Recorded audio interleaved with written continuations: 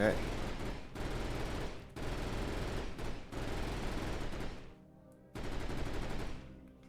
So, I am going to show you a pretty cool little bit of logic here that I made.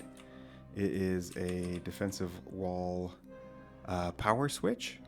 So when you have a really hungry, power-hungry defensive wall, you can set this up and you can hook everything up to turn things off.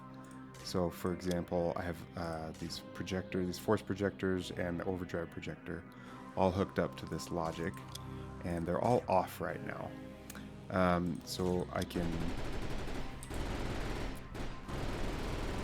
have the logic set up so that once something is in range of this parallax, everything turns on for your defenses, and then when something is out of range, when there's no bad guys in range, it turns off. You'll see that in a second here. Everything's dead, turns off. So, cool thing you can do is you can turn things on, or you can hook things up and turn them off, or you can unconnect them and turn them back on. So, right now I have an overdrive projector, and it is hooked up to phase. So if I turn these two on or this on, that's going to be drawing a lot of power, right? I just leave everything on right now. I'm sucking a lot of power. But we hook everything up, and then I think that's about 2,000 power I just saved. So that's pretty cool here. So I'll show you one more time how it works. I will, you know what? I'll just get into here, and then I won't shoot for a minute. The bad guys are coming. But once everything's in range of the parallax, everything turns on. There we go. And then once I kill everything, it turns off. I'll show you the logic here in a second once we kill this this wave of guys. Anyway, it's super cool. This is a really small wall, but on some of the later, especially eradication levels, you get some really power-hungry walls. So they're very power-hungry, and it's nice to have a set of batteries that you can draw power from. So let's look at the logic here. Okay, so I've simplified this since last time I made a video like this. So first off, we have a radar, and all it's doing is it's looking at that parallax right here. It's the first thing that I hooked up. So I have parallax 1 right there, right? So I put parallax 1 in here, or you can rename it to anything else. If it's the parallax 2, or if it's a specter 1, just put that in here. And then it grabs the enemies. So it says from the parallax, if there's an enemy in range and it's ground or anything else, you can make some changes in here. You could only turn it on when there's bosses.